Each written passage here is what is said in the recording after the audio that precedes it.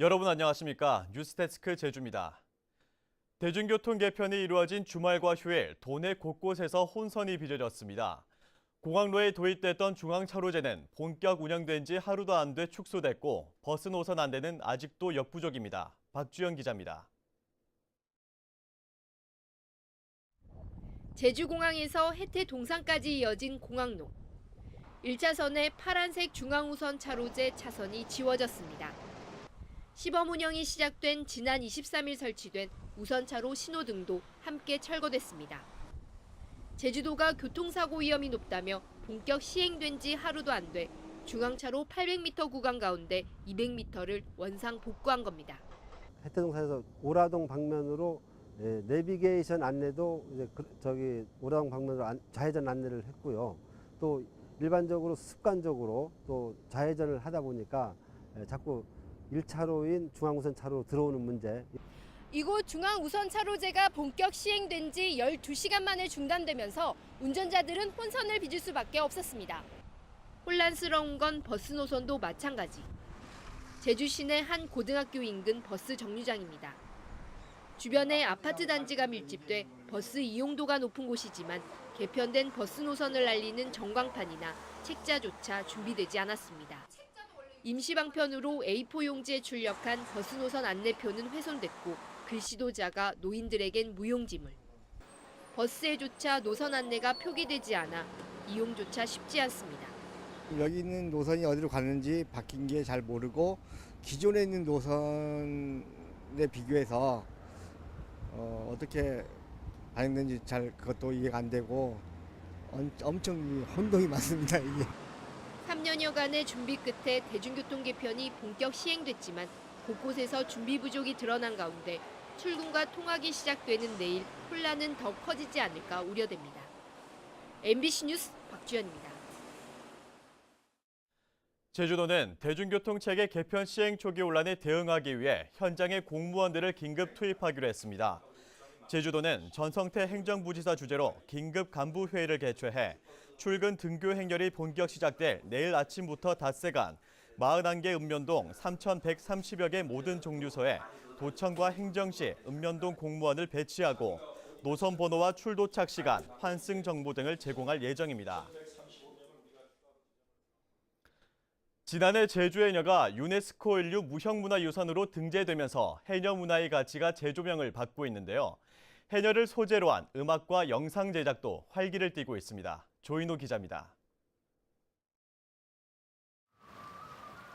이어 사나 거친 바다에서 삶을 이어가야 했던 여인들이 불렀던 애절한 노래. 제주 해녀들의 구전 민요인 이어도 사나를 아리랑에 접목시킨 해녀 아리랑입니다.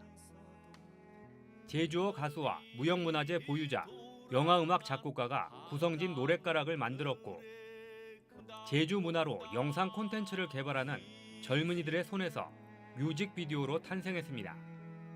전국적으로 아리랑이라는 노래가 굉장히 많은데 해녀를 주제로 한 해녀 아리랑은 제주에 없다는 데서 저희 팀원들이 생각을 같이 했습니다. 해가 갈수록 물질을 하는 동료들이 줄어가는 것이 아쉬운 할머니. 대학을 졸업한 손녀가 직장을 그만두고 해녀가 되면서 벌어지는 이야기를 담은 동영상 대물림입니다.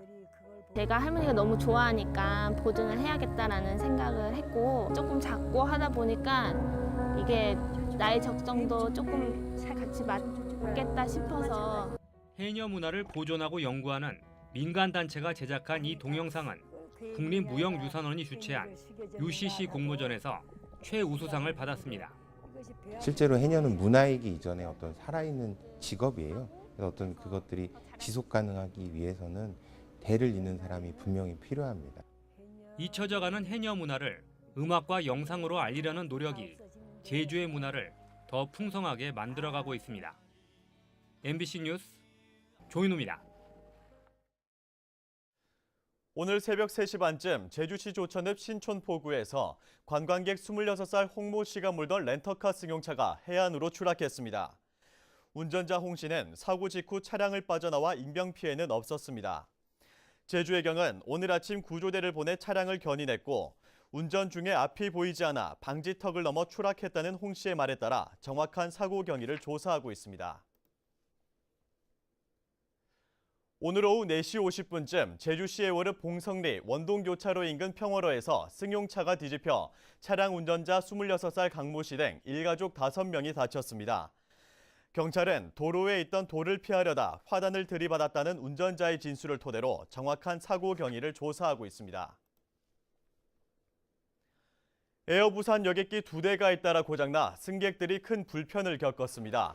오늘 오전 8시 반 제주공항에 출발 예정이던 부산행 에어부산 8100편 여객기가 유압계통 장비에 이상이 발견되면서 승객 200여 명이 제주공항에 발이 묶였다 5시간이 지나서야 제주공항을 출발했습니다. 이보다 앞서 오늘 오전 8시 5분 제주공항에 도착 예정이던 에어부산 8011편 항공기도 김포공항에서 긴급 정비를 받느라 오후 1시쯤에야 도착했습니다.